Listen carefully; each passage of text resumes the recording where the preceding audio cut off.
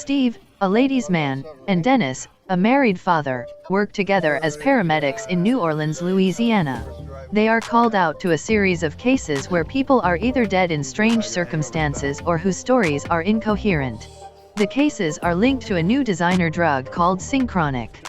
At a domestic abuse call, they find a stabbing victim and an old sword embedded in the wall. While Steve tends to an injured teenager, he is accidentally pierced by a dirty needle. Being tested for possible infections leads to the discovery of cancer in his underdeveloped and non-calcified pineal gland. The second call, a burn victim, is a completely burned body. The third call is a bite from a venomous snake no longer found in the area.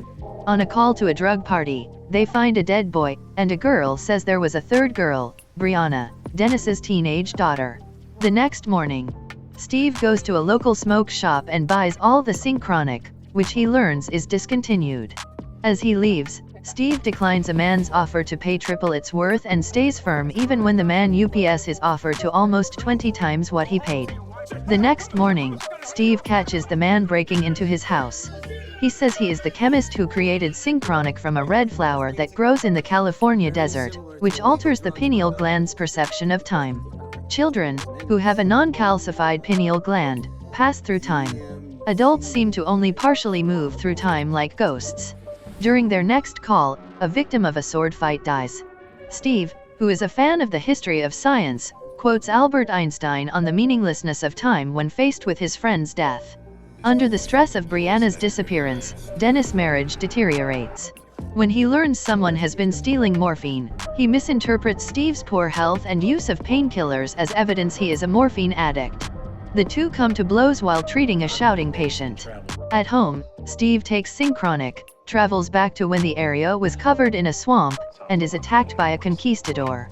Steve records his observations, deducing that Synchronic allows traveling backwards through time for 7 minutes in the same geographical location. When he travels back to the Ice Age, he realizes that his location when taking the pill determines the destination year. During his next attempt, Steve takes back his dog, Hawking, to the 1920s where he is chased by the Ku Klux Klan. Moving from the original location, he loses Hawking and is unable to bring him back. Taking another Synchronic pill where Brianna disappeared, he discovers several tribal men, who chase him up a tree. He later learns from one of Brianna's friends that she may have wandered off before taking Synchronic. He also realizes that touching objects can anchor someone to the object's time period. Steve and Dennis talk at a bar. Dennis, who has taken his life for granted, believes he is headed to a divorce. Steve tells Dennis about his cancer, and the two reconcile. Their driver, Tom, was stealing the morphine. At the graveyard of Steve's family, Steve shows Dennis the videos of his time travel, and they deduce that Brianna may have left a message for them to find in the park. Steve travels back in time from there and finds himself on a battlefield during the War of 1812. He is shot in the leg while searching for Brianna. Upon finding her in a trench, he gives her his last pill. Steve praises her idea to mark a boulder, but she says she did not. At the boulder, they are intercepted by a looter who, believing Steve is a runaway slave, threatens to kill them both. Steve distracts the looter as Brianna returns safely to the present. The looter steps on a landmine after being startled by an explosion. Steve realizes while sitting on the boulder that he is the one who carved the message in the boulder.